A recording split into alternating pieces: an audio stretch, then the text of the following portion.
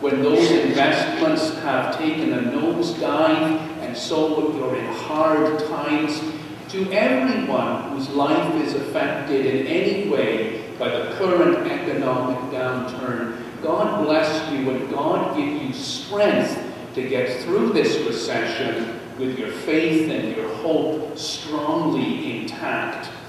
The good news that I'm going to tell you about this morning is that the recession is going to come to an end. Now that's not because I'm a great economist or a historical prognosticator. It's because recessions always come to an end. Maybe you think it's going to come to an end because of the stimulus packages that many nations are putting forward, or the economic bailouts, if you prefer, And I want to speak just very briefly about what's happening in the United States, because I think it's interesting and exciting. You've heard news over the past few weeks about this economic stimulus package, which now has reached about $2 trillion. And I always am quite excited to hear numbers like that and trying to figure out how much is $2 trillion. And I think we underestimate what it is, because a trillion, it sounds like a billion or a million, but really it is something of a whole different magnitude.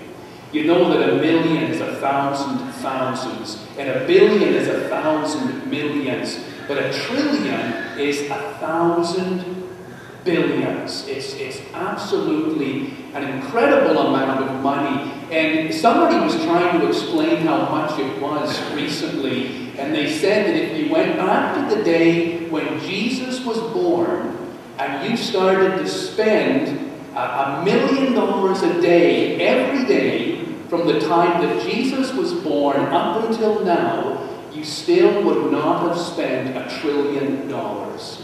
And I think that is a wonderful way to explain exactly how much it is. You could go back, in fact, to the time of Elijah and spend $1 million a day. You still wouldn't even be close. You could go back to the time of Moses, and if you spend $1 million a day up until now, still you wouldn't have spent the full amount of the bailout package. Somebody else had a great way to explain how much it was when they said that the current $2 trillion bailout package is enough to pave all of the interstate highways in the United States with 24-karat gold. And that's just amazing.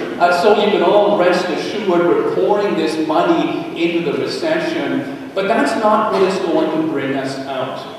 The funniest and scariest part of that stimulus package is that when they get together all of the greatest economists and all of the greatest historians in the world and say to them, is this stimulus package going to help?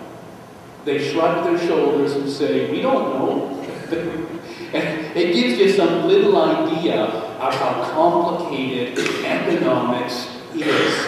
But it's going to be over, because it's always over. It always comes to an end. And what I want to talk to you about today is this: not how do we get out of the recession, but rather, how are you going to behave during the recession?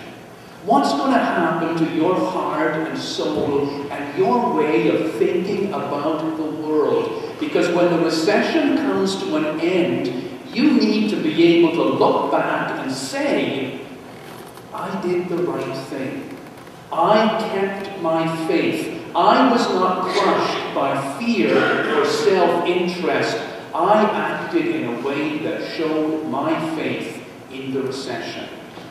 You know, all human beings have two personalities, two ways of responding to the world. One is a normal way of being when everything is calm and fine. We are a particular person. But we have another personality when we are put under stress. When we are afraid, we step out of our normal personality and we become someone else. And sometimes what human beings become under stress is not very pretty. Sometimes we become self-centered, frightened.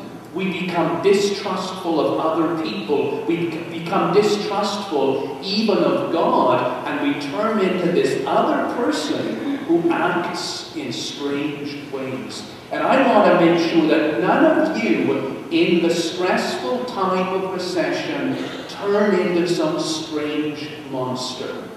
At the end of the recession, I want you all to look back and say, I did the right thing.